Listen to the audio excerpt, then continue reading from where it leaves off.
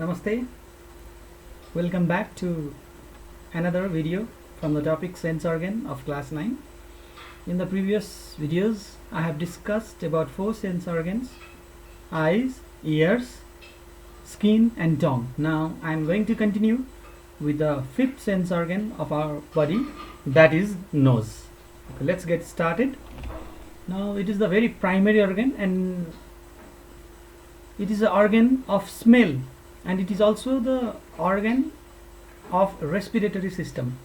That means we inhale oxygen and exhale carbon dioxide, and for this nose is also one of the very important organ. It is also involved in functions like hearing, tasting. Now the hairs are present inside the nasal chambers. 2 nostrils, those are called nasal hairs. They filter the air that we breathe in, and they also warm and make the air that we inhale humid. That means it provides some amount of water vapor before the oxygen is reached to the lungs. That means nose has many functions, not just a organ of smell.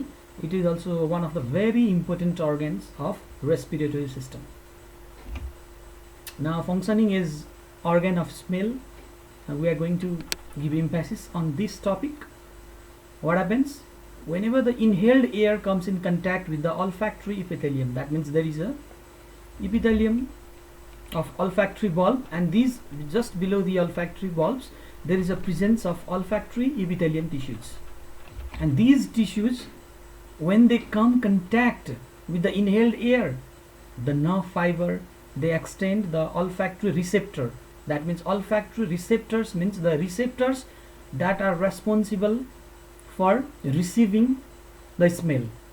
They accumulate, they collect the molecules of odor,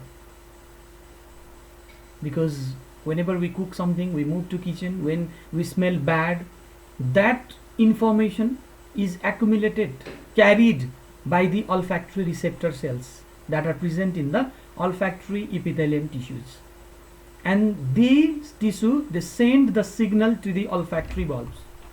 Olfactory bulbs, just below the olfactory bulbs there is a presence of the olfactory epithelial tissues, and these tissues cells, they contains the olfactory receptor, and these receptors, they receive the sense of odor from the inhaled air, and that is carried out to the olfactory region. And there is a separate olfactory region in the brain, and the brain, it identifies the type of smell, and we can identify this is a bad smell, this is a foul smell, this is a good smell.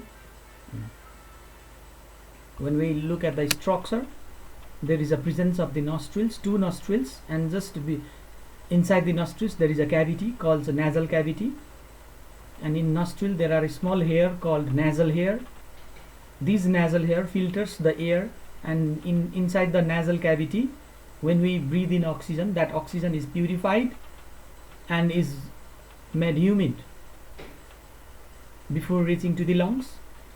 And when we smell something, when the inhaled air goes down, the odor is received by the olfactory receptor present in the olfactory epithelium tissues just below olfactory bulb, and these tissues, they send the message to the olfactory bulb, and olfactory bulb finally to the olfactory region of the skull brain, and the brain, it identifies the smell. That is all about the organ of smell. Now organ of taste.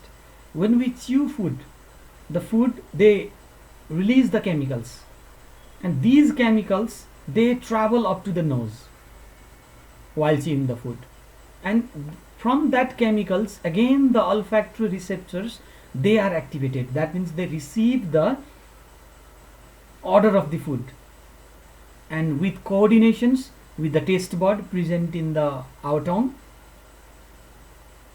they both coordinate. That means the olfactory tissues and the taste buds, they coordinates and find the flavor of the food. That's why if our nose is having some problems, we are feeling from cold, then we are not able to identify the taste of the food better. What happens if someone is suffering from a cold? The food is relatively become tasteless. Why? Because the sense of smell is lost. It may be partially or it may be wholly. Why? Because when someone gets cold, getting cold means there is an inflammation in olfactory epithelium. If there is inflammations in olfactory epithelium, it doesn't receives the order from the chemicals from the food while chewing. And if we do not receive the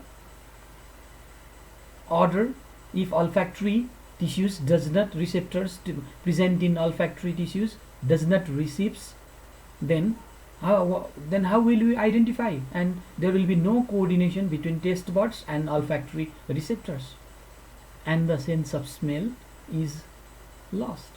It sometimes it is partially, sometimes it's solely. Okay, now in today we talk briefly about human nose. What is nose, what are its functions, and how does nose works as an organ of smell, how does nose works as an organ of taste, how does it feels the sensation of taste.